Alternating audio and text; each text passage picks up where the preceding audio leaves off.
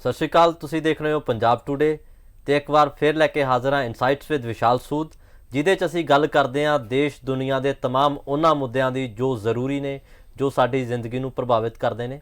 ਤੇ ਸਾਡੇ ਨਾਲ ਇਹਨਾਂ ਮੁੱਦਿਆਂ ਨੂੰ ਡਿਸਕਸ ਕਰਨ ਦੇ ਲਈ ਹਮੇਸ਼ਾ ਵਿਸ਼ਾਲ ਸੂਦ ਜੀ ਹੁੰਦੇ ਨੇ। Welcome sir. ਥੈਂਕ ਯੂ ਅਮਨ। ਕੀ ਹਾਲ ਹੈ ਸਰ? ਬਹੁਤ ਵਧੀਆ ਸਰ, ਪੰਜਾਬ ਦੇ ਵਿੱਚ ਵਿਧਾਨ ਸਭਾ ਦੇ ਵਿੱਚ ਜੋ ਬਜਟ ਆ ਰਿਹਾ ਹੈ, ਕਈ ਲੋਕ ਉਹਦੇ ਤੋਂ ਖੁਸ਼ ਵੀ ਹੈ ਤੇ ਕਈ ਨਾਖੁਸ਼ ਵੀ ਹੈ।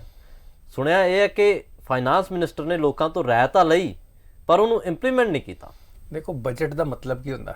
ਬਜਟ ਦੀ ਲੋੜ ਹੀ ਉਦੋਂ ਪੈਂਦੀ ਹੈ ਕਿਉਂਕਿ ਤੁਹਾਡੇ ਕੋਲ ਚੀਜ਼ਾਂ ਲਿਮਿਟਿਡ ਹੁੰਦੀਆਂ ਤੇ ਤੁਸੀਂ ਬਜਟ 'ਚ ਕਰਨੀਆਂ। ਤੇ ਮੈਂ ਤੇ ਅੱਜ ਤੱਕ ਪੂਰੀ ਹਿਸਟਰੀ 'ਚ ਕੋਈ ਬਜਟ ਨਹੀਂ ਵੇਖਿਆ ਜਿਸ 'ਚੋਂ ਸਾਰੇ ਖੁਸ਼ ਹੋ ਗਏ ਹੋਣ। ਸਾਰੇ ਖੁਸ਼ ਉਦੋਂ ਹੀ ਹੋ ਸਕਦੇ ਜਦੋਂ ਐਂਡਲੈਸ ਪੈਸਾ ਹੋਵੇ। ਪੰਜਾਬ ਸਰਕਾਰ ਤੇ ਵੈਸੇ ਹੀ ਵਿਚਾਰੀ ਕਰਜ਼ਿਆਂ 'ਚ ਡੁੱਬੀ ਪਈ ਹੈ ਜੀ। ਤੇ ਉਸ ਕੰਟੈਕਸਟ ਦੇ ਵਿੱਚ ਦੇਖੋ ਸਰਟਨ ਏਰੀਆਜ਼ 'ਚ ਗੈਪ ਰਹਿ ਗਏ ਨੇ। ਆਪਾਂ ਪਹਿਲਾਂ ਕਰਦੇ ਹਾਂ ਕਿ ਜਿਹੜੀਆਂ ਚੀਜ਼ਾਂ ਆਪਾਂ ਏਮ ਵਧੀਆ ਕਰ ਲਈਆਂ, ਟੈਕਨੀਕਲ ਐਜੂਕੇਸ਼ਨ, ਜਿਹੜੇ ਹੈਲਥ, ਇਹਨਾਂ ਮਾਮਲਿਆਂ 'ਚ ਜਿਹੜਾ ਬੇਸਿਕ ਇਨਫਰਾਸਟ੍ਰਕਚਰ ਨੂੰ ਵਧਾਉਣ ਦੀ ਲੋੜ ਹੈ ਉਹਦੇ ਤੇ ਇਨਵੈਸਟਮੈਂਟ ਕੀਤੀ ਗਈ ਹੈ, which is very very important. Long term 'ਚ ਸਾਰੀਆਂ ਚੀਜ਼ਾਂ ਕੰਮ ਆਉਣੀਆਂ। ਹੁਣ ਗੌਰਮੈਂਟ ਨੂੰ ਸਾਡੇ ਬੱਚਿਆਂ ਦੀ ਇੰਪਲੋਏਬਿਲਿਟੀ ਤੇ ਪਹਿਲਾਂ ਕੰਮ ਕਰਨ ਦੀ ਲੋੜ ਹੈ। ਇਹੋ ਜਿਹੇ ਟੂਲਸ ਅਡਾਪਟ ਕਰਨ ਦੀ ਲੋੜ ਹੈ ਸਾਡੀ ਗੌਰਮੈਂਟ ਨੂੰ ਜਿਹੜੇ ਸਾਡੇ ਕੈਂਪਸਿਸ ਦੇ ਵਿੱਚ ਇੰਪਲੋਇਮੈਂਟ ਪ੍ਰੋਸੈਸ ਨੂੰ ਹੋਰ ਸੁਖਾਲਾ ਬਣਾ ਪਾਉਣ, ਤਾਂ ਕਿ ਲੋਕੀ ਬੈਟਰ ਤਰੀਕੇ ਨਾਲ ਆਪਣੇ ਕਰੀਅਰ ਦੀ ਸਹੀ ਰਸਤੇ ਤੇ ਜਾ ਪਾਉਣ, ਆਪਣਾ ਕਰੀਅਰ ਪਹਿਚਾਨ ਪਾਉਣ ਤੇ ਚੰਗੇ ਇੰਪਲੋਏਬਲ ਹੋ ਕੇ ਨਿਕਲਣ। ਤੇ ਐਜੂਕੇਸ਼ਨ ਤੇ ਟੈਕਨੀਕਲ ਐਜੂਕੇਸ਼ਨ ਸਪੈਸ਼ਲੀ ਤੇ ਫੋਕਸ ਕਰਨ ਦੀ ਲੋੜ ਹੀ ਸੀ ਜੋ ਸਰਕਾਰ ਨੇ ਕੀਤਾ। ਹੁਣ ਉਸ ਤੋਂ ਬਾਅਦ ਆਉਂਦੀ ਹੈ ਕਿ ਇੰਪਲੋਇਮੈਂਟ ਓਪਰਚੁਨਿਟੀ ਮਿਲਣੀ ਕਿੱਥੇ? ਇੰਡਸਟਰੀ 'ਚ। ਇੰਡਸਟਰੀ ਦੇ ਮਾਮਲੇ 'ਚ ਹਜੇ ਵੀ ਅਸੀਂ ਬੇਸਿਕ ਇਨਫਰਾਸਟ੍ਰਕਚਰ ਤੇ ਜੋ ਸਪੋਰਟ ਦੀ ਲੋੜ ਹੈ ਉਹਦੇ 'ਚ ਅਸੀਂ ਪਿੱਛੇ ਹਾਂ। ਪਰ ਸਾਡੇ ਕੋ ਇਸ ਵੇਲੇ ਕੈਚ 22 ਸਿਚੁਏਸ਼ਨ ਹੈਗੀ ਆ ਕਿ ਲਿਮਿਟਿਡ ਬਜਟ ਨੇ, ਲੋਨ ਆਲਰੇਡੀ ਨੇ 65% ਤੇ ਜਿਹੜੀਆਂ ਸਿਵਲ ਸਰਵਿਸਿਜ਼, ਜਿਹੜੀਆਂ ਸੋਸ਼ਲ ਸਰਵਿਸਿਜ਼ ਉੱਤੇ ਸਾਡਾ ਖਰਚਾ ਹੋ ਰਿਹਾ ਹੈ। ਫ੍ਰੀ ਬਿਜਲੀ ਦੇ ਰਹੇ ਹਾਂ, ਫ੍ਰੀ ਪਾਣੀ ਦੇ ਰਹੇ ਹਾਂ ਤੇ ਇੰਨੀਆਂ ਸਾਰੀਆਂ ਸਬਸਿਡੀਜ਼ ਜਾ ਰਹੀਆਂ ਨੇ ਤੇ ਉਹ ਕਿਤੇ ਨਾ ਕਿਤੇ ਤੋਂ ਉਹਦਾ ਪੈਸਾ ਨਿਕਲਣਾ ਹੈ। ਮੈਨੂੰ ਇਹ ਲੱਗਦਾ ਕਿ ਇਸ ਵੇਲੇ ਤੁਸੀਂ ਜੇ ਬਿਜ਼ਨਸ ਨੂੰ ਆਪਾਂ ਲਿਆਵਾਂਗੇ ਆਪਣੇ ਆਪ ਸਾਡੇ ਕੋਲ ਰੈਵਨਿਊ ਜਨਰੇਟ ਹੋਣਾ ਸ਼ੁਰੂ ਹੋ ਜਾਏਗਾ। ਹੁਣ ਬਿਜ਼ਨਸ ਨੂੰ ਇਨਸੈਂਟੀਵਾਈਜ਼ ਕਰਨ ਦਾ ਪਹਿਲਾ ਫੰਡਾਮੈਂਟਲ ਤਰੀਕਾ, ਪਹਿਲਾਂ 1 ਸਾਲ ਤੇ ਲਾਅ ਐਂਡ ਆਰਡਰ ਨੂੰ ਵਧੀਆ ਕਰੋ, ਸਮੂਥ ਕਰੋ, ਟੈਕਨੀਕਲੀ ਕੰਪੀਟੈਂਟ ਬੱਚੇ ਪੈਦਾ ਕਰੋ, ਬੈਸਟ ਕੰਪਨੀਜ਼ ਨੂੰ ਉੱਥੋਂ ਹਾਇਰਿੰਗ ਲਈ ਲੈ ਕੇ ਆਓ। ਉਸ ਤੋਂ ਬਾਅਦ ਜਿਹੜੀਆਂ ਵੱਡੀਆਂ ਪਾਲਿਸੀਜ਼ ਨੇ ਉਹਨੂੰ ਲੀਵਰੇਜ ਕਰੋ। ਜਿਵੇਂ ਇੰਡੀਆ ਆਸਟ੍ਰੇਲੀਆ ਟ੍ਰੇਡ ਪੈਕਟ ਹੋ ਗਿਆ, UK ਦੇ ਨਾਲ ਇੱਕ ਟ੍ਰੇਡ ਪੈਕਟ ਹੋਇਆ, ਯੂਰਪੀਅਨ ਯੂਨੀਅਨ ਨਾਲ ਟ੍ਰੇਡ ਪੈਕਟ ਹੋਇਆ, ਇਹਦਾ ਲੀਵਰੇਜ ਕਰੋ। ਕਿਹੜੀ ਇੰਡਸਟਰੀ ਪੰਜਾਬ 'ਚ ਜ਼ਿਆਦਾ ਬੈਟਰ ਤਰੀਕੇ ਨਾਲ ਕੰਮ ਕਰ ਸਕਦੀ ਹੈ, ਬੇਸਡ ਔਨ ਆਰ ਰਿਸੋਰਸਿਸ ਉੱਤੇ ਕੰਮ ਕਰੋ। ਐਗਰੀਕਲਚਰ ਪ੍ਰੋਸੈਸਿੰਗ ਨੂੰ ਟਰਸ਼ੀਅਰੀ ਲੈਵਲ ਤੇ, ਨੈਕਸਟ ਲੈਵਲ ਤੇ ਲੈ ਕੇ ਜਾਣ ਦਾ ਕੀ ਤਰੀਕਾ ਹੈ? ਕਿ ਮੈਂ ਤੇ ਹਮੇਸ਼ਾ ਕਹਿੰਦਾ ਕਿ ਲੋਕੀ ਕਹਿਣ ਜੀ ਪਾਸਤਾ ਖਾਣਾ ਤੇ ਪੰਜਾਬ ਦੀ ਵੀਟ ਤੇ ਖਾਣਾ, ਇਟਲੀ 'ਚ ਬਹਿ ਕੇ ਲੋਕੀ ਇਹ ਕਹਿਣ। ਬਿਲਕੁਲ ਸਾਡੀ ਜਿਹੜੇ ਪ੍ਰੋਡਕਟ ਨੇ ਉਹਨਾਂ ਨੂੰ ਇੱਕ ਪ੍ਰੀਮੀਅਮ ਮਿਲ ਪਾਏ, ਉਹਨਾਂ ਦੀ ਬ੍ਰਾਂਡਿੰਗ ਸਹੀ ਤਰੀਕੇ, ਪੋਜੀਸ਼ਨਿੰਗ ਸਹੀ, ਉਹ ਤਾਂ ਹੋਏਗਾ ਜਦੋਂ ਜਿਹੜੇ ਇਨਪੁਟਸ ਪਾਵਾਂਗੇ ਉਹ ਆਰਗੈਨਿਕ ਤੇ ਹੈਲਦੀ ਪਾਵਾਂਗੇ ਤੇ ਆਪਣੇ ਆਪ ਹੀ ਉਹ ਸਾਨੂੰ ਓਪਰਚੁਨਿਟੀਜ਼ ਮਿਲਣਗੀਆਂ।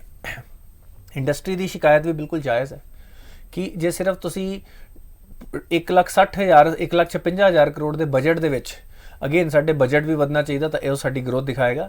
ਉਹਦੇ ਵਿੱਚ ਜੇ ਤੁਹਾਡਾ ਸਿਰਫ 100 ਕਰੋੜ ਰੁਪਏ ਇੰਡਸਟਰੀ ਦੀ ਗਰੋਥ ਵਗੈਰਾ ਲਈ ਹੈਗਾ, ਇਨਫਰਾਸਟ੍ਰਕਚਰ ਲਈ ਹੈਗਾ, ਤੇ ਉਹ ਬਹੁਤ ਹੀ ਪੂਅਰ ਹੈ। ਦੂਜੀ ਗੱਲ ਹੈ, ਗੌਰਮੈਂਟ ਨੂੰ ਇਕੋਲੋਜੀਕਲੀ ਪੰਜਾਬ ਇੱਕ ਡਿਜ਼ਾਸਟਰ ਦੇ ਲਾਗੇ ਖੜਾ ਹੈ। ਜਿਹੜੀਆਂ ਇਕੋਲੋਜੀਕਲ ਪਾਲਿਸੀਜ਼ ਨੇ ਉਹ ਬੜੀਆਂ ਸੋਚ ਸਮਝ ਕੇ, ਇਵਨ ਇੰਡਸਟਰੀਅਲ ਪਾਲਿਸੀਜ਼ ਨੂੰ ਇਕੋਲੋਜੀਕਲ ਜਿਹੜੀ ਸਿਚੁਏਸ਼ਨ ਹੈ ਉਹਦੇ ਹਿਸਾਬ ਨਾਲ ਬਣਾਉਣਾ ਪਏਗਾ। ਮੈਂ ਸਿੰਪਲ ਜਿਹਾ ਐਗਜ਼ਾਮਪਲ ਦਿੰਦਾ। ਅੱਜ ਪੰਜਾਬ ਦੇ ਵਿੱਚ ਬਿਜਲੀ ਮਹਿੰਗੀ ਹੈ, ਬਿਜਲੀ ਦੀ ਜਿਹੜੀ ਕੈਪੈਸਿਟੀ ਹੈਗੀ ਉਹ ਘੱਟ ਹੈਗੀ ਆ। ਸਾਰੇ ਸਕੂਲਾਂ, ਯੂਨੀਵਰਸਿਟੀਆਂ, ਕਾਲਜਾਂ 'ਚ ਇਹਨਾਂ ਨੇ AC ਲਾਏ ਨੇ ਜਿਹੜੇ ਪੋਲਿਊਸ਼ਨ ਵੀ ਕਰਦੇ ਨੇ। ਤੁਸੀਂ ਉਹਨਾਂ ਨੂੰ ਕੀ ਕੂਲਰਸ ਨਾਲ ਟਰਾਂਸਫਾਰਮ ਕਰ ਸਕਦੇ ਹੋ? ਅੱਜ ਸਾਡੇ ਪੰਜਾਬੀ ਸਮਝਦੇ ਕਿ ਜਿਹਦੇ ਕੋਲ ਪੈਸਾ ਘੱਟ ਹੈ ਉਹ ਕੂਲਰ ਵਰਤੇਗਾ, ਜਦਕਿ ਜਿਹੜਾ ਇਕੋਲੋਜੀਕਲੀ ਰਿਸਪੌਂਸਿਬਲ ਹੈ ਉਹਨੂੰ ਕੂਲਿੰਗ ਕੂਲਰ ਨਾਲ ਹੀ ਕਰਨੀ ਚਾਹੀਦੀ ਹੈ। ਸਾਡੇ ਆਡੀਟੋਰੀਅਮਸ, ਹਾਲਸ, ਹੈਲਥ ਵਾਰਡਸ, ਇਹ ਸਾਰੇ ਕੂਲਰਸ ਨਾਲ ਵਧੀਆ ਤਰੀਕੇ ਨਾਲ ਕੂਲ ਹੋ ਸਕਦੇ ਨੇ। ਮੈਨੂੰ ਲੱਗਦਾ ਕਿ ਇਸ ਤਰ੍ਹਾਂ ਦੀਆਂ ਇਨੋਵੇਟਿਵ ਇਕੋਲੋਜੀਕਲੀ ਜਿਹੜੀਆਂ ਸਸਟੇਨੇਬਲ ਅਪਰੋਚਾਂ ਲਿਆਉਣੀਆਂ ਪੈਣਗੀਆਂ।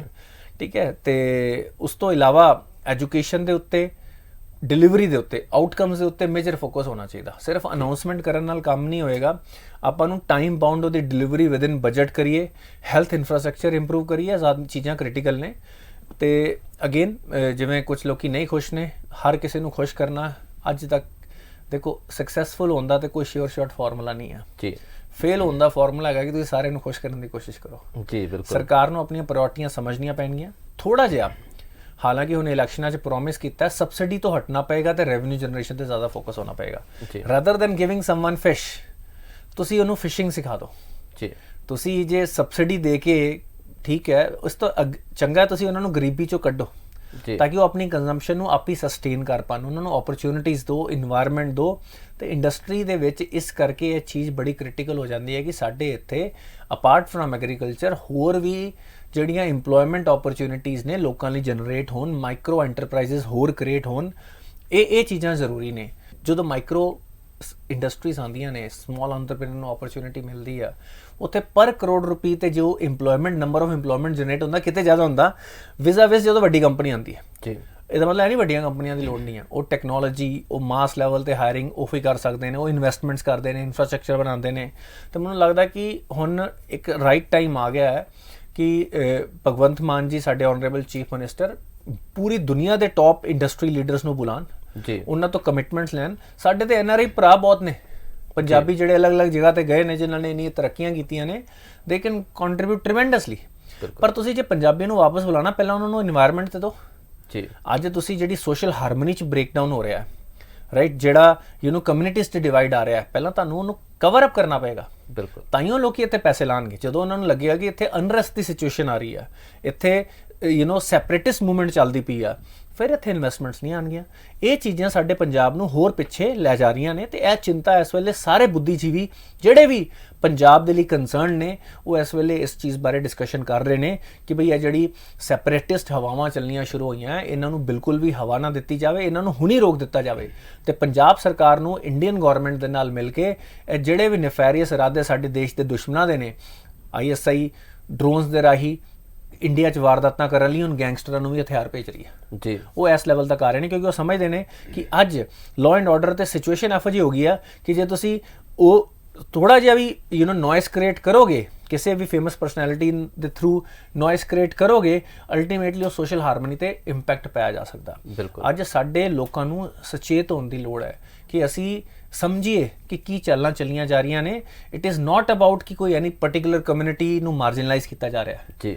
ਇਹ ਤੇ ਦੇਸ਼ ਦੇ ਦੁਸ਼ਮਣਾਂ ਦੀ ਚਾਲ ਹੈ ਕਿ ਆਪਸ ਦੇ ਵਿੱਚ ਸੈਪਰੇਸ਼ਨ ਕ੍ਰੀਏਟ ਕੀਤੀ ਜਾਵੇ ਤੇ ਇੱਕ ਵਿਕਟਮ ਮੈਂਟੈਲਿਟੀ ਕ੍ਰੀਏਟ ਕੀਤੀ ਜਾ ਰਹੀ ਹੈ। ਬਿਲਕੁਲ ਸਰ, ਤੁਸੀਂ ਹੁਣੇ ਗੱਲ ਕੀਤੀ ਸੀ ਕਿ ਹਰ ਕਿਸੇ ਨੂੰ ਖੁਸ਼ ਨਹੀਂ ਕੀਤਾ ਜਾ ਸਕਦਾ, ਤੇ ਪੰਜਾਬ ਸਰਕਾਰ ਵੀ ਖੁਸ਼ ਨਹੀਂ ਹੈ ਕੇਂਦਰ ਸਰਕਾਰ ਦੀ ਇੱਕ ਸਕੀਮ ਤੋਂ, ਅਗਨੀਪਥ ਸਕੀਮ, ਤੇ ਉਹਦਾ ਵਿਰੋਧ ਕਰ ਰਹੇ ਆ। ਉਹ ਵਿਧਾਨ ਸਭਾ ਦੇ ਵਿੱਚ ਕਹਿ ਰਹੇ ਆ ਕਿ ਅਸੀਂ ਆਲ ਪਾਰਟੀ ਰੈਜ਼ੋਲੂਸ਼ਨ ਲੈ ਕੇ ਆਵਾਂਗੇ। ਲੈ ਕੇ ਉਹਨਾਂ ਦਾ ਹੱਕ ਬਣਦਾ ਹੈ, ਪਰ ਓਪੋਜੀਸ਼ਨ ਫॉर द ਸੇਕ ਆਫ ਓਪੋਜੀਸ਼ਨ ਨਹੀਂ ਨਾ ਹੋਣੀ ਚਾਹੀਦੀ। ਜੀ। ਪਰਸਨਲੀ ਸਪੀਕਿੰਗ, ਦੇਖੋ ਇਹ ਟਾਈਮ ਦੱਸਦਾ ਕੋਈ ਵੀ ਸਕੀਮ ਦਾ ਕਿੰਨਾ ਇੰਪੈਕਟ ਹੈ, ਉਹਨੂੰ ਟਵੀਕ ਕੀਤਾ ਜਾਂਦਾ ਹੈ, ਪਰ ਚੇਂਜਸ ਲਿਆਉਣੀਆਂ ਤਾਂ ਜ਼ਰੂਰੀ ਨੇ। ਜੋ ਲੌਜੀਕਲ ਪੁਆਇੰਟ ਸਾਡੇ ਜਨਰਲਸ ਦੇ ਰਹੇ ਨੇ, ਅੱਜ ਨੇਵੀ ਚੀਫ, ਆਰਮੀ ਚੀਫ, ਇਹਨਾਂ ਲੋਕਾਂ ਨੇ ਜੋ ਪੁਆਇੰਟਸ ਰੱਖੇ ਨੇ, ਇਹ ਸਕੀਮ ਇਸ ਤਰ੍ਹਾਂ ਨਹੀਂ ਹੈ ਕਿ ਬਈ ਕਿਸੇ ਪੋਲੀਟੀਕਲ ਪਾਰਟੀ ਨੇ ਬਣਾਈ ਹੈ। ਜੀ। ਇਹ ਸਕੀਮ ਸਾਡੀਆਂ ਆਰਮਡ ਫੋਰਸਿਸ ਦੇ ਰਿਸਪੌਂਸਿਬਲ ਤੇ ਵਿਜ਼ਨਰੀ ਜਨਰਲਸ ਨੇ ਬਣਾਈ ਹੈ। ਜੀ। ਉਹਨਾਂ ਨੇ, ਤੇ ਇਹ ਸਕੀਮ ਇਹ ਵੀ ਨਹੀਂ ਹੈ ਕਿ ਸਿਰਫ ਇੰਡੀਆ 'ਚ ਪਹਿਲੀ ਵਾਰੀ ਲਾਗੂ, ਦੁਨੀਆ 'ਚ ਪਹਿਲੀ ਵਾਰੀ ਇੰਡੀਆ ਲਾਗੂ ਕਰਦਾ ਪਿਆ। ਜੀ। This is something which is happening in every modern army. They want to keep their people young. ਹਰ ਆਰਮੀ ਆਪਣੀ ਇਨਵੈਸਟਮੈਂਟਸ ਨੂੰ ਜ਼ਿਆਦਾ ਕੈਪੀਟਲ ਵੱਲ ਰੀਐਲੋਕੇਟ ਕਰਦੀ ਪਈ ਹੈ। Army is to save the country. ਬਿਲਕੁਲ। Army is not an employment scheme. ਇਹ ਗੱਲ ਸਾਨੂੰ ਸਮਝਣੀ ਪਏਗੀ ਜੀ ਕਿ ਆਰਮੀ ਨੂੰ ਆਪਣੀ ਪ੍ਰਾਇੋਰਟੀਜ਼ ਇਹ ਸੋਚ ਕੇ ਸੈੱਟ ਕਰਨੀਆਂ, ਇਹ ਨਹੀਂ ਕਿ ਮੈਂ ਕਿੰਨੇ ਲੱਖ ਲੋਕਾਂ ਨੂੰ ਨੌਕਰੀ ਦੇ ਰਿਹਾ। ਜੀ। ਆਰਮੀ ਨੂੰ ਆਪਣੀ ਸਕੀਮ ਇਹ ਸੋਚ ਕੇ ਸੈੱਟ ਕਰਨੀ ਹੈ ਕਿ ਮੈਂ ਦੇਸ਼ ਨੂੰ ਬੈਸਟ ਕਿਸ ਤਰੀਕੇ ਨਾਲ ਪ੍ਰੋਟੈਕਟ ਕਰ ਸਕਦਾ। That is more important. Plus all the top entrepreneurs, ਸਾਰੇ ਐਂਟਰਪ੍ਰੀਨਰਸ ਇਸ ਦੀ ਸਪੋਰਟ 'ਚ ਆਏ ਨੇ। ਸਾਰੇ ਆਫ ਕੋਰਸ ਗਵਰਨਮੈਂਟ ਜਿਹੜੀ ਅਲਾਈਡ ਫੋਰਸਿਸ ਨੇ ਸਾਡੀਆਂ, ਨਾਨ ਮਿਲਟਰੀ ਮਤਲਬ ਕਿ ਜਿਹੜੀਆਂ ਪੈਰਾਮਿਲਟਰੀ ਫੋਰਸਿਸ ਨੇ, ਉਹਨਾਂ ਸਾਰਿਆਂ ਦੇ ਵਿੱਚ ਤਾਂ ਰਿਜ਼ਰਵੇਸ਼ਨ ਮਿਲਦੀ ਪਈ ਆ। ਤੁਸੀਂ ਇਮੈਜਿਨ ਕਰੋ ਇੱਕ 10ਵੀਂ ਪਾਸ ਬੱਚਾ, ਉਹਨੂੰ ਡਿਸਪਲਿਨ ਓਨਲੀ ਲਾਈਫ ਦੇ ਸਕਿੱਲ ਸਿੱਖਣ ਲਈ ਪੈਸੇ ਮਿਲਦੇ ਪਏ ਨੇ। ਉਹ ਜਦੋਂ 4 ਸਾਲ ਬਾਅਦ ਪਾਸ ਆਊਟ ਹੋਊਗਾ, that person is more capable. Opposition ਕਰਨਾ ਓਪੋਜੀਸ਼ਨ ਦਾ ਹੱਕ ਹੈ, ਪਰ ਜਦੋਂ ਓਪੋਜੀਸ਼ਨ ਗਰਾਊਂਡ ਰਿਐਲਿਟੀਜ਼ ਤੋਂ ਡਿਵਾਈਡ ਹੋ ਜਾਂਦੀ ਹੈ, ਲੋਕੀ ਵੀ ਸਮਝਦਾਰ ਨੇ ਜੀ, ਉਹਨਾਂ ਨੂੰ ਵੀ ਨਜ਼ਰ ਆਏਗਾ ਕਿ ਕਿਹੜੀ ਓਪੋਜੀਸ਼ਨ। ਇਹ ਚੀਜ਼ ਮੈਨੂੰ ਲੱਗਦਾ ਕਿ ਏਜੰਡਾ ਇਹ ਭਗਵੰਤ ਮਾਨ ਜੀ ਦਾ ਨਹੀਂ, ਆਮ ਆਦਮੀ ਪਾਰਟੀ ਦਾ ਹੋ ਸਕਦਾ, ਬਟ ਇਹਦਾ ਪੰਜਾਬ ਦੇ ਬੇਸਿਕਲੀ ਹਿੱਤਾਂ ਨਾਲ ਕੁਝ ਖਾਸ ਲੈਣਾ ਦੇਣਾ ਹੈ ਨਹੀਂ। ਇਹ ਡਿਸੀਜਨ ਹੈ, ਇੱਕ ਟੈਕਨੀਕਲ ਡਿਸੀਜਨ ਹੈ, ਇੱਕ ਸਟ੍ਰੈਟੇਜਿਕ ਡਿਸੀਜਨ ਹੈ ਸਾਡੀਆਂ ਆਰਮੀਆਂ ਨੂੰ ਯੰਗ ਤੇ ਸਟਰੋਂਗ ਰੱਖਣ ਲਈ। ਜੀ ਬਿਲਕੁਲ ਸਰ, ਪੰਜਾਬ ਦੇ ਹਿੱਤ ਲਈ ਇੱਕ ਡਿਸੀਜਨ ਲਿਆ ਪੰਜਾਬ ਸਰਕਾਰ ਨੇ, ਐਕਸਾਈਜ਼ ਪਾਲਿਸੀ ਬਣਾਈ ਤੇ ਉਹਦਾ ਵੀ ਵਿਰੋਧ ਹੋਇਆ ਤੇ ਉਹ ਤੇ ਸਟੇ ਲੱਗ ਗਿਆ। ਦੇਖੋ ਜਿਹੜਾ ਸਟੇ ਲੱਗਾ ਹੈ ਉਹ ਕੁਝ ਟੈਕਨੀਕਲ ਕਾਰਨਾਂ ਤੇ ਲੱਗਾ, ਉਹਦੀ ਡਿਸਕਸ਼ਨ ਤੇ ਜਦੋਂ ਗਵਰਨਮੈਂਟ ਆਪਣੇ ਪੁਆਇੰਟ ਰੱਖੇਗੀ ਆਪਣੇ ਆਪ ਉਹ ਪਾਲਿਸੀ ਇੰਪਲੀਮੈਂਟ ਹੋ ਸਕਦੀ ਆ। ਬੇਸਿਕਲੀ 2-4 ਪੁਆਇੰਟ ਰੇਜ਼ ਕੀਤੇ ਗਏ ਨੇ ਕਿ ਪਹਿਲਾਂ 4 ਕਰੋੜ ਰੁਪਏ ਲਾ ਕੇ ਇੱਕ ਗਰੁੱਪ ਬਿਡ ਕਰ ਸਕਦਾ ਸੀ ਜੀ, ਤੇ ਅਲਾਟਮੈਂਟ ਸਿਸਟਮ ਸੀ। ਹੁਣ ਉਹ 30 ਕਰੋੜ ਕਰ ਦਿੱਤਾ। ਇਹਦਾ ਮਤਲਬ ਹੈ ਕਿ ਨੰਬਰ ਆਫ ਪਲੇਅਰਸ ਘਟ ਜਾਣਗੇ ਤੇ ਇਹ ਕੋਰਟ ਦੇ ਵਿੱਚ ਇਹ ਯਾਚਿਕਾ ਗਈ ਆ ਕਿ ਬਈ ਜੇ ਤੁਸੀਂ ਵੱਡੇ ਪਲੇਅਰਾਂ ਲਈ ਕਰਤਾ, ਛੋਟੇ ਐਂਟਰਪ੍ਰੀਨਰ ਨੂੰ ਵਿੱਚੋਂ ਬਾਹਰ ਕੱਢਿਆ ਜੀ। ਹੁਣ ਇਹਦੇ ਮੈਰਿਟਸ ਤੇ ਡਿਟੇਲ ਡਿਸਕਸ ਹੋਣਗੇ ਕੋਰਟ 'ਚ ਕਿ ਕੀ ਹੈ, ਵਾਕਈ ਇਹ ਚੀਜ਼ ਹੋ ਰਹੀ ਹੈ ਜਾਂ ਨਹੀਂ ਹੋ ਰਹੀ ਹੈ। ਆਫ ਕੋਰਸ ਇਹ on the top of it ਤੇ ਲੱਗਦਾ ਹੀ ਪਿਆ ਕਿ ਨੰਬਰ ਘਟੇ ਨੇ ਤੇ ਛੋਟਾ ਪਲੇਅਰ ਬਾਹਰ ਜਾਏਗਾ, ਛੋਟੇ ਗਰੁੱਪ ਬਾਹਰ ਜਾਣਗੇ ਤੇ ਆਈਡੀਅਲੀ ਤੇ ਉਹਨਾਂ ਨੂੰ ਵੀ ਮੌਕਾ ਮਿਲਣਾ ਚਾਹੀਦਾ। ਦੂਜਾ ਪਾਰਟ ਹੈ ਵਾ ਕਿ ਉਹ ਇਹ ਕਹਿ ਰਹੇ ਨੇ ਕਿ ਬਈ ਬਿਡਿੰਗ ਪ੍ਰੋਸੈਸ ਨਹੀਂ, ਐਲੋਕੇਸ਼ਨ ਪ੍ਰੋਸੈਸ ਸਾਡੀ ਪਾਲਿਸੀ ਹੈ ਵਾ। ਹੁਣ ਜਦੋਂ ਬਿਡਿੰਗ ਹੋਏਗੀ ਇਹਨਾਂ ਗਰੁੱਪਸ ਵਿੱਚ, ਸ਼ਾਇਦ ਇੱਕੋ ਗਰੁੱਪ ਜ਼ਿਆਦਾ ਚੀਜ਼ਾਂ ਨੂੰ ਬਿਡ ਕਰਦੇ, ਉਹਨਾਂ ਫਿਰ ਮੋਨੋਪੋਲੀ ਬਣੇਗੀ ਜੀ, ਰਾਈਟ। ਸਰਕਾਰ ਦਾ ਇਹਦੇ ਨਾਲ ਰੈਵਨਿਊ ਜੇ ਵੱਧਦਾ ਹੈ ਸਰਕਾਰ ਰੱਖੇ, ਜੇ ਸਰਕਾਰ ਨੂੰ ਰੈਵਨਿਊ ਵੱਧ ਵੀ ਮਿਲਦਾ ਹੈ, ਐਟ ਦੀ ਸੇਮ ਟਾਈਮ ਜੇ ਸ਼ਰਾਬ ਸਸਤੀ ਵੀ ਹੋ ਜਾਂਦੀ ਆ ਜਾਂ ਮਹਿੰਗੀ ਹੋ ਜਾਂਦੀ ਹੈ, ਦੈਟ ਵਿਲ ਨਾਟ ਮੈਟਰ। ਸ਼ਰਾਬ ਗਵਰਨਮੈਂਟ ਆਪਣਾ ਰੈਵਨਿਊ ਜਸਟੀਫਾਈ ਕਰੇ ਕਿ ਕਿਵੇਂ ਮੈਕਸੀਮਾਈਜ਼ ਕੀਤਾ ਜਾ ਸਕਦਾ ਹੈ। ਅਦਰਵਾਈਜ਼ ਜਦੋਂ ਸ਼ਰਾਬ ਮਹਿੰਗੀ ਹੁੰਦੀ ਹੈ, ਹੁੰਦਾ ਕੀ ਹੈ ਕਿ ਫਿਰ ਉਹ ਬੇਸਿਕਲੀ ਬੂਟ ਲੈਗਿੰਗ ਹੁੰਦੀ ਹੈ ਜੀ। ਬਾਹਰੋਂ ਸ਼ਰਾਬ ਕਰ ਚੋਰੀ ਕਾਰਨ ਦੂਜੀਆਂ ਸਟੇਟਾਂ ਤੋਂ ਆਉਂਦੀ ਹੈ, ਇਲੀਗਲੀ ਆਉਂਦੀ ਹੈ, ਬਿਲਕੁਲ। ਉਹਦੇ ਨਾਲ ਫਿਰ ਕਰਪਸ਼ਨ ਵੱਧਦੀ ਆ, ਉਹਦੇ ਨਾਲ ਫਿਰ ਮਾਫੀਆ ਵੱਧਦਾ ਹੈ, ਉਹਦੇ ਨਾਲ ਫਿਰ law and order the problem ਆਉਂਦੀ ਆ। ਇਹਨਾਂ ਸਾਰੀਆਂ ਦਾ ਬੈਲੈਂਸ ਤੇ ਮੈਨੂੰ ਲੱਗਦਾ ਕਿ ਇਹਦੇ ਉੱਤੇ ਜੇ ਇੱਕ ਲੀਗਲੀ ਵੀ ਇਹਨੂੰ ਬਿਲਕੁਲ ਕਲੈਰੀਫਾਈ ਕਰਕੇ ਜੇ ਸਰਕਾਰ ਚੱਲੇਗੀ ਤੇ ਸ਼ਰਾਬ ਦਾ ਰੇਟ ਇਸ ਤਰ੍ਹਾਂ ਹੋਣਾ ਚਾਹੀਦਾ ਕਿ ਉਹ ਇਨਕਰੇਜ ਨਾ ਕਰੇ ਕਿਸੇ ਨੂੰ ਕਿ ਬਈ ਮੈਂ ਉਧਰੋਂ ਸ਼ਰਾਬ ਫੜਾ, ਇੱਥੋਂ ਨਾ ਫੜਾ ਜਾਂ ਟੈਕਸ ਚੋਰੀ ਕਰਾਂ ਜੀ। ਇਹ ਸਾਰੀਆਂ ਚੀਜ਼ਾਂ ਨੂੰ ਮੈਨੇਜ ਕਰਨਾ ਹੈ ਤੇ ਆਫ ਕੋਰਸ ਗਵਰਨਮੈਂਟ ਵੀ ਸ਼ਾਇਦ ਕੁਝ ਚੀਜ਼ਾਂ ਕੰਸੀਡ ਕਰਦਾ ਕਿ ਠੀਕ ਹੈ ਆਪਾਂ ਪਾਲਿਸੀ 'ਚ 30 ਕਰੋੜ ਦੀ ਜਗ੍ਹਾ 4 ਕਰੋੜ ਜਾਂ 5 ਕਰੋੜ ਕਰ ਦਾਂਗੇ। ਉਹਨਾਂ ਨੇ ਵੀ ਕੁਝ ਸੋਚ ਸਮਝ ਕੇ ਬਣਾਈ ਹੋਏਗੀ। It is a matter of legal discussion. Otherwise ਤੁਸੀਂ ਖੁਸ਼ ਕਰਨ ਦੀ ਗੱਲ ਕਰਦੇ ਹੋ, ਪੰਜਾਬੀਆਂ ਨੂੰ ਇਸ ਪਾਲਿਸੀ ਨੇ ਬੜਾ ਖੁਸ਼ ਕੀਤਾ ਜੀ। ਜਦੋਂ ਸ਼ਰਾਬ ਸਸਤੀ ਹੋ ਗਈ ਹਰਿਆਣਾ ਤੋਂ ਤੇ ਸਾਡੇ ਪੰਜਾਬੀ ਸਾਰੇ ਖੁਸ਼ ਨੇ। ਬਿਲਕੁਲ। ਤੇ ਸਰ ਸ਼ਰਾਬ ਦੇ ਨਾਲ ਹੈਲਥ ਦਾ ਵੀ ਸਿੱਧਾ ਦੇਖਿਆ ਜਾਂਦਾ ਹੈ। ਹਰ ਸਾਲ ਅਸੀਂ ਦੇਖਦੇ ਹਾਂ ਕਿ ਕਿਤੇ ਨਾ ਕਿਤੇ ਪੰਜਾਬ ਦੇ ਵਿੱਚ ਨਕਲੀ ਸ਼ਰਾਬ ਪੀਣ ਦੇ ਨਾਲ, ਜ਼ਹਿਰੀਲੀ ਸ਼ਰਾਬ ਪੀਣ ਦੇ ਲੋਕਾਂ ਦੀ ਮੌਤ ਹੋ ਜਾਂਦੀ ਸੀ, ਤੇ ਉਹਦੇ 'ਚ ਵੀ ਫਰਕ ਆਊਗਾ ਇਸ ਪਾਲਿਸੀ ਦੇ ਨਾਲ? ਦੇਖੋ ਇਹ ਆਈ ਕੈਂਟ ਸੇ ਦੈਟ, ਕਿਉਂਕਿ ਜਿਹੜੇ ਵੀ ਕੋਸਟ ਜਿੰਨੀ ਮਰਜ਼ੀ ਸਸਤੀ ਕਰ ਲਓ, ਨਕਲੀ ਸ਼ਰਾਬ ਦਾ ਜੋ ਰੇਟ ਪੈਂਦਾ ਉਹ ਰੇਟ ਤੇ ਨਹੀਂ ਬਣੇਗਾ ਕਿਉਂਕਿ ਟੈਕਸਿਸ ਬਹੁਤ, ਉੱਚ ਦਾ ਟੈਕਸ ਹੀ ਨਹੀਂ ਹੈ ਜੀ। ਸ਼ਰਾਬ is a highly taxable item ਜੀ, ਹੈ ਨਾ। ਤੇ ਉਹ ਜੇ ਤੁਸੀਂ ਉਸ ਤਰ੍ਹਾਂ ਕੰਪੈਰੀਜ਼ਨ ਕਰੋ ਉਹ ਬਹੁਤ ਜ਼ਿਆਦਾ ਫਰਕ ਨਹੀਂ ਆਏਗਾ। ਬਟ ਸ਼ਰਾਬ ਆਲਸੋ ਇਜ਼ ਇੰਜੀਰੀਅਸ। ਸਾਨੂੰ ਆਪਣੇ ਯੂਥ ਨੂੰ ਇਹਨਾਂ ਨਸ਼ਿਆਂ ਤੋਂ ਦੂਰ ਰਹਿਣ ਦੀ ਇੱਕ ਡਿਸਪਲਿਨਡ ਅਪਰੋਚ ਦੀ ਚੀਜ਼ ਸਿਖਾਣੀ ਹੈ। ਇਟ ਸ਼ੁੱਡ ਨਾਟ ਬੀ ਕਿ ਬਈ ਸਾਡੇ ਪੰਜਾਬ ਦਾ ਰੈਵਨਿਊ ਆਪਾਂ ਹਮੇਸ਼ਾ ਕਹਿੰਦੇ ਆ should come from industry, should not come from sharab and these kind of things, ਰੇਤ ਵਗੈਰਾ ਤੋਂ। ਇਕੋਲੋਜੀਕਲ ਡਿਜ਼ਾਸਟਰਸ, ਹੈਲਥ ਡਿਜ਼ਾਸਟਰ, ਸਿਨ ਇੰਡਸਟਰੀ ਤੋਂ ਨਾ ਆਵੇ ਸਾਡਾ ਰੈਵਨਿਊ। ਸਾਡੇ ਇੱਥੇ ਇਹੋ ਜਿਹੀਆਂ ਟੈਕਨੋਲੋਜੀਜ਼ ਹੋਣ ਕਿ ਪੰਜਾਬ ਕੋ ਖੁੱਲਾ ਪੈਸਾ ਆਵੇ, ਅਸੀਂ ਐਕਸਪੋਰਟ ਓਰੀਐਂਟਡ ਯੂਨਿਟ ਲਾਈਏ, ਸਾਡਾ ਫੂਡ ਆਰਗੈਨਿਕ ਹੋਵੇ, ਪ੍ਰੋਸੈਸਡ ਹੋਵੇ, ਵਰਲਡ ਵਾਈਡ ਡਿਮਾਂਡ 'ਚ ਹੋਵੇ, ਸਾਡੇ ਬੱਚਿਆਂ ਦਾ ਟੈਲੈਂਟ ਹਰ ਪਾਸੇ ਡਿਮਾਂਡ 'ਚ ਹੋਵੇ, ਉਹ ਜਿੱਥੇ ਵੀ ਕੰਮ ਕਰਨ ਉੱਥੋਂ ਰੈਮਿਟੈਂਸ ਕਰਨ, ਬੈਸਟ ਇੰਡਸਟਰੀ ਸਾਡੇ ਬੱਚਿਆਂ ਨੂੰ ਹਾਇਰ ਕਰਨ ਲਈ ਉਹਨਾਂ ਦੀਆਂ ਸ਼ਰਤਾਂ ਦੇ ਇੱਥੇ ਕੰਪਨੀਆਂ ਲਾਣ ਜੀ, ਰਾਈਟ। ਦੁਨੀਆ ਭਰ ਦਾ ਬੱਚਾ ਇੱਥੇ ਪੜ੍ਹਨ ਆਵੇ, ਕੈਨੇਡਾ ਜਾਣ ਦੀ ਬਜਾਏ ਕੈਨੇਡਾ ਦਾ ਬੱਚਾ, ਇਹ ਡ੍ਰੀਮਸ ਆਪਾਂ ਵੇਖੀਏ ਤੇ ਮੈਨੂੰ ਲੱਗਦਾ ਉਹ ਜ਼ਿਆਦਾ ਪੋਜ਼ਿਟਿਵ ਰੈਵਨਿਊ। ਅੱਜ ਵੇਖੋ ਕੈਨੇਡਾ ਨੇ ਐਜੂਕੇਸ਼ਨ ਨੂੰ ਇੱਕ ਮੇਜਰ ਇੰਡਸਟਰੀ ਬਣਾ ਲਿਆ, ਬਿਲਕੁਲ ਇੱਕ ਮੇਜਰ ਇੰਡਸਟਰੀ ਬਣਾ ਲਿਆ। ਸੋਚੋ ਕਿੰਨਾ ਰੈਵਨਿਊ ਜਨਰੇਟ ਕਰਦੇ ਪਏ, ਸਸਤਾ ਲੇਬਰ ਲੈਂਦੇ ਪਏ ਆ, ਲੋ ਕੁਆਲਿਟੀ ਐਜੂਕੇਸ਼ਨ ਮਹਿੰਗੇ ਰੇਟ ਤੇ ਵੇਚਦੇ ਪਏ ਕਿਉਂਕਿ ਸਾਨੂੰ ਸ਼ੌਕ ਹੈ ਕਿ ਅਸੀਂ ਕੈਨੇਡਾ 'ਚ ਸੈਟਲ ਹੋਣਾ ਜੀ। Canada the education the quality in lot of institute ਜਿੱਥੇ ਸਾਡੇ ਬੱਚੇ ਜਾ ਰਹੇ ਨੇ ਕੋਈ ਬਹੁਤ ਵਧੀਆ ਨਹੀਂ ਹੈ ਜੀ। ਬੱਚੇ ਲੱਖਾਂ ਰੁਪਏ ਖਰਚ ਕਰਕੇ ਹਰ ਸਾਲ ਦੇ ਤੇ ਉੱਥੇ ਸਸਤਾ ਲੇਬਰ ਵੀ ਬੰਦੇ ਨੇ, ਐਕਸਪਲੋਇਟ ਵੀ ਹੁੰਦੇ ਨੇ ਜੀ। ਤੇ ਮੈਨੂੰ ਲੱਗਦਾ ਕਿ ਇਹਨਾਂ ਚੀਜ਼ਾਂ ਤੇ ਜੇ ਆਪਾਂ ਲੌਂਗ ਟਰਮ ਵੇਖੀਏ, ਆਪਣੀ ਐਜੂਕੇਸ਼ਨ ਨੂੰ ਬੈਟਰ ਕਰੀਏ, ਇਹ ਸਾਰਾ ट्रेंड रिवर्स करिए, सानू फायदा रहेगा। सर G7 समिट में मोदी जी गए और वहाँ उन्होंने बात की कि भारत के इंटरेस्ट में, बेस्ट इंटरेस्ट में जो रहेगा एनर्जी को लेकर हम वही करेंगे। देखो बेसिकली G7 पे भारत को बुलाने का purpose was not to discuss Russia and energy. Bharat को बुलाने का पर्पस था कि G7 मीट में भारत को भी ये बताना और दुनिया को भी बताना उनका प्राइमरी फोकस G7 कंट्रीज का चाइना है जी। आपने देखा होगा G7 समिट के बाद उन देशों ने $600 बिलियन का, जैसे चाइना का रोड इनिशिएटिव है, बेल्ट एंड रोड इनिशिएटिव, वैसा इनिशिएटिव इंफ्रास्ट्रक्चर का $600 बिलियन का प्रोजेक्ट अनाउंस किया जी। और उनको पता है कि इस जियोपॉलिटिकल गेम में चाइना का बेस्ट काउंटर बैलेंस भारत ही बनता है जी। तो इट वाज नॉट कि वो भारत को स्प्लिंटर अवे करना चाहते थे रशिया से, क्योंकि वो भारत की रशिया के साथ हिस्टोरिकल जो इंटरडिपेंडेंस है, जो उनके डिफेंस टाइज हैं, जो जियोपॉलिटिकल टाइज हैं, और वो we are friends with Russia for ages ji. तो उसको वो समझते हैं, और भारत का जो प्रभुत्व है इस वक्त जियोपॉलिटिकल पॉलिटिक्स में दुनिया में, उनको भी पता है कि भारत से ये कहलवा पाना या भारत को अपनी नीड्स को प्रायोरिटाइज ना कर पाना, ऐसा काम पाकिस्तान जैसे देश करते होंगे कि उनके नेता अपने देश के लोगों का हित छोड़ के किसी और देश के लिए काम करें जहां पे भी उनको लालच नजर आए। पर इंडिया ने हिस्टोरिकली कभी भी अपने लोगों के हित के साथ कॉम्प्रोमाइज नहीं किया है। अगर मैं जियोपॉलिटिकली देखूं, एट द सेम टाइम दूसरा एस्पेक्ट जो इसमें सामने आ रहा है, जिसमें अगेन भारत को एनर्जी नीड्स में फायदा होगा। अब ये तो G7 समझ चुके हैं कि रशिया का ऑयल तो लोग लेंगे क्योंकि रशिया डिस्काउंट पे दे रहा है जी। अब उन्होंने नई स्ट्रेटेजी बनाई है कि वो रशिया का ऑयल आप ले सकते हो पर इससे ज्यादा पैसे नहीं दे सकते जी। उसमें शायद भारत को और फायदा हो जाए जी। अब भारत ये प्ली रख सकता है जी, अगर हम लेने से नहीं मना कर रहे, वो तो हमने बोल दिया था, पर अब वो कह रहे इससे ज्यादा पैसे नहीं देने। बिल्कुल। तो भारत ने फॉर्चुनेटली आज अगर आप देखो वर्ल्ड वाइड इन्फ्लेशन और ग्रोथ पे बहुत बड़े रिस्क है। चाइना की इकोनॉमी डोल्ड्रम्स में है, यूएसए के हिस्टोरिकली सबसे हाई इन्फ्लेशन चल रही है। डेवलप्ड कंट्री में 9-10% इन्फ्लेशन होने का मतलब आप समझ सकते हैं कि वो भारत की उनकी 9% भारत की 25% इन्फ्लेशन के बराबर बनती है जी। क्योंकि उनका डॉलर है, डॉलर कॉस्टली होता जा रहा है। तो इस तरह से हमारे यहाँ पे जो इन्फ्लेशन है वो रिलेटिवली कंट्रोल्ड है क्योंकि हमने एनर्जी को कर लिया, हमारी डोमेस्टिक कंजम्पशन है।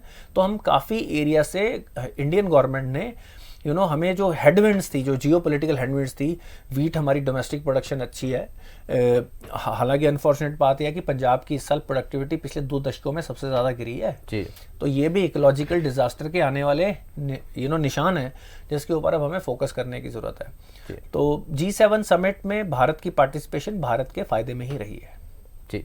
सर, भारत में महाराष्ट्र में शिवसेना का काफ़ी दिनों से चर्चा चलती रही। अब एक शिवसेना नेता हैं संजय राउत, उनको ईडी ने समन किया और उन्होंने भी चैलेंज कर दिया, ईडी को कहा कि मुझे अरेस्ट कर लीजिए आके। वो कर लेंगे। अब ईडी ने तो देखो जब अरेस्ट करना कर ही लेना। आप ये तो देखो, आप टीवी के लिए बड़ी बड़ी स्टेटमेंट्स दे दो जी। आज अनफॉर्चुनेटली ये व्यूज़ हैं कि शिवसेना में ये डिवाइड और ये जो उनकी पॉलिटिकल टर्मोइल चल रहा है, इसके लिए संजय राउत ही रिस्पॉन्सिबल हैं। उन्होंने उद्धव ठाकरे को बाकी सारे नेताओं से तोड़ा जी। उनके आसपास एक ऐसा एक गैप बना दिया और जहां पे वही सारी चीजें कंट्रोल कर रहे थे। संजय राउत ने ही एनसीपी और कांग्रेस के साथ ये अलायंस बनाई, जिसके कारण जो कोर शिव सैनिक थे उनकी आइडियोलॉजी से हटके काम होना शुरू हुआ।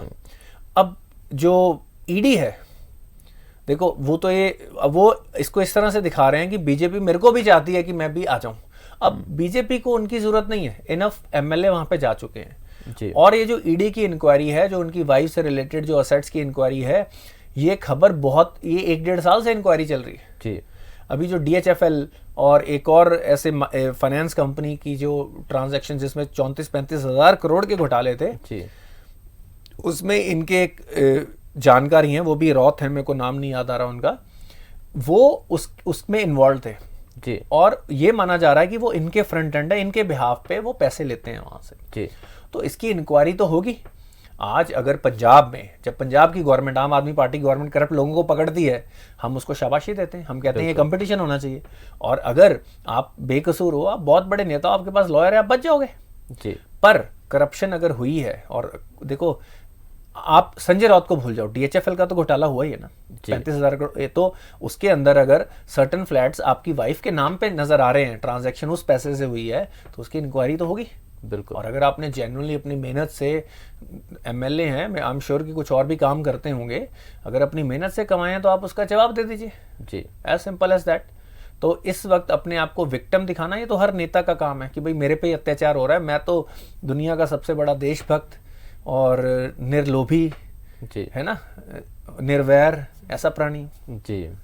सर, बीजेपी पे आरोप लगते आए हैं कि वो माइनॉरिटीज़ के खिलाफ हैं। तो माइनॉरिटीज़ ने ही उनको वोट देके आजमगढ़ में और रामपुर में, जहां 60% माइनॉरिटीज़ हैं, मुस्लिम माइनॉरिटीज़ हैं, उन्होंने बीजेपी को जिताया। तो क्या माइनॉरिटीज़ विश्वास करने लगी हैं बहुत बीजेपी पे? बहुत वर्ड तो मेरे को नहीं पता, पर ये एक विक्ट्री है यूपी गवर्नमेंट की पॉलिसीज़ की, बीजेपी की पॉलिसीज़ की। स्पेशली अगर हम यूपी पे फोकस करते हैं, क्योंकि वहाँ पे इलेक्शन हुए थे, तो वहाँ पे आप अगर असेंबली की सीटें जीतते हो, राइट, अगर आप पार्लियामेंट के अंदर अपने लोग पहुंचा पाते हो, और specially in a Muslim dominated area, so ultimately देखो फीडबैक ग्राउंड से यही है कि जो आदित्य योगीनाथ जी की जो पॉलिसीज़ हैं, वो they are not anti minority, they are anti mafia, that is anti people who are anti social elements. Ji. अब वो मुस्लिम कम्युनिटी से हो या किसी भी कम्युनिटी से हो, उन्होंने एक्शन लिया है, ये उन्होंने प्रूव किया है। जब उन्होंने बैन लगाया उसके ऊपर, लाउड स्पीकर्स के ऊपर, तो सबसे पहले उन्होंने अपनी मठ के ऊपर से लाउड स्पीकर हटवाया। जी। जब बंदा इस तरह के डिसीजन लेता है तो लोग उसकी फेयरनेस में या उसकी विजन में विश्वास करना शुरू करते हैं। जी। तो धीरे धीरे मेरे को ये लगता है कि up to a certain level BJP has been able to prove its credibility. हालांकि ओपोजिशन और मीडिया में और अब तो इंटरनेशनल भी pressure, it is being shown as such कि भी बीजेपी एंटी मुस्लिम है। जी। बट जो ग्राउंड लेवल पे जो पॉलिसीज की इंप्लीमेंटेशन होती है वो बिना अगर धर्म को देखे हुए हो पा रही है तो देन इट इज गुड। अब हम ये उम्मीद रखेंगे, हालांकि अगेन मेरिटोक्रेसी बेस्ड सिस्टम है, ये मैंडेटरी नहीं है। जी। हम ये चाहेंगे कि बीजेपी मुस्लिम कैंडिडेट्स को और भी मिनॉरिटी कैंडिडेट्स को, किसी भी मिनॉरिटी से हो, उनको अपनी लीडरशिप रोल में भी लेके आए, उनको इलेक्शंस में एज कैंडिडेट्स लेके आए, तो एक और वो मेजर क्वेश्चन आंसर कर देंगे। हालांकि ये किसी को रिलीजन के बेसिस पे अपॉर्चुनिटी नहीं मिलनी चाहिए, जी। पर आई एम श्योर कि मिनॉरिटीज में भी काबिल नेता हैं। जी बिल्कुल। तो और बीजेपी अगर ये नेशनल लेवल की इतनी बड़ी पार्टी है तो उनके साथ हर मिनॉरिटी से लोग जुड़े हुए होने चाहिए। जी। तो अगर वो वहां पे भी लोगों को, मिनॉरिटीज को एक सर्टेन लेवल ऑफ अपॉर्चुनिटी देते हैं तो उस चीज को बहुत अप्रिशिएट किया जाएगा। जी सर, एक बड़ी चिंताजनक खबर आई है यूएस से। एक ट्रक में से तकरीबन 46 लोगों की लाशें मिली हैं। देखो, ये जो है ड्रीम दुनिया में लोगों का कि अमेरिकन ड्रीम जिसको कहते हैं, और लोग इलीगली वहाँ पे जा रहे हैं, और ये बहुत ही अनफॉर्चुनेट इंसिडेंट्स है। उसको इमेजिन करके भी दिल दुखता है कि कुछ बच्चे भी उसमें थे जो एक गर्म ट्रक के अंदर, जहाँ पे 103 डिग्री फ़ारेनहाइट रफली 40 डिग्री सेंटीग्रेड पे ट्रक खड़ा और भूख प्यास से लोग मर जाएं। Can you imagine this situation? और जो लोग ये ह्यूमन ट्रैफिकिंग करते हैं, ह्यूमंस की स्मगलिंग करते हैं, उनके ऊपर सख्त से सख्त ये कार्रवाई होनी चाहिए। पर एक डिमांड है, लोग वहाँ जाना चाहते हैं क्योंकि उनको अपने देश में वैसी अपॉर्चुनिटीज़ नहीं मिल रही हैं। और हम पंजाब में, हम हिंदुस्तान में हम भी देख रहे हैं कि हमारे लोग भी किस तरह से तत्पर हैं। हमारे यूथ के साथ भी तो कई बार हुआ कि समुंदर के रास्ते कितनी मुश्किलें सह के लोग इलीगली भी जाने की कोशिश करते हैं। तो ये रिस्पॉन्सिबिलिटीज़ उन डेवलपिंग इकोनॉमीज़ की भी है कि वो वहाँ पे ऐसा इन्वायरमेंट दें कि लोग होप ना लूज़ करें। उनको ये ना लगे कि किसी भी कॉस्ट पे, थोड़े दिन पहले की बात है कि एक family, Indian family, Canada US border पे ठंड में फ्रीज होके मर गए, बच्चा भी था उसमें। तो ये एक दुखद सच है, और इसमें ये डिबेट में लाती हैं जो पॉलिसीज़ हैं, जो आप ट्रम्प एरा की पॉलिसीज़ और जो बाइडेन एरा की जो पॉलिसीज़ हैं ऑन इमिग्रेशन, कि इलीगल इमिग्रेंट्स के ऊपर किस तरह से एक्शन किया जाना चाहिए या उनको कैसे हैंडल करना चाहिए। तो मेरे को लगता है कि ह्यूमन अप्रोच होनी चाहिए कि जो आपके देश में, अगर वो आपके सोसाइटी और सिस्टम के लिए डेंजर नहीं है, तो आप अगर डेवलप्ड इकोनॉमी हो, मैं इसमें स्पेशली डेवलप्ड इकोनॉमीज की रिस्पॉन्सिबिलिटी बनती है, क्योंकि वो, मैं अगर यूएसए की बात करूं, यूरोपियन कंट्रीज की बात करूं, अभी थोड़े दिन पहले हम बात कर रहे थे कि यूके ने किसी थर्ड वर्ल्ड कंट्री रवांडा के साथ टाई अप किया कि हमारे जितने भी लोग असाइलम सीकर हैं उनको आप रखोगे, हम आपको इतने $1 मिलियन देंगे। कोर्ट्स ने उसको रिजेक्ट कर दिया क्योंकि वो इनह्यूमन पॉलिसी थी। ये जो यूरोपियन और वेस्टर्न जो इंपीरियलिस्टिक कंट्रीज हैं, इन्होंने पूरी दुनिया को एक्सप्लॉइट किया है। अमेरिका की 5% पॉपुलेशन है और वो 25% एनर्जी कंज्यूम करते हैं, जो एमिशंस हैं उनकी 25% है। भारत दुनिया की 17% आबादी रखता है और सिर्फ 5% एमिशन। तो जब आप इकोलॉजिकली चीज़ों को सस्टेनेबल करने की बात करते हो तो क्या बराबर जिम्मेदारी बनती है?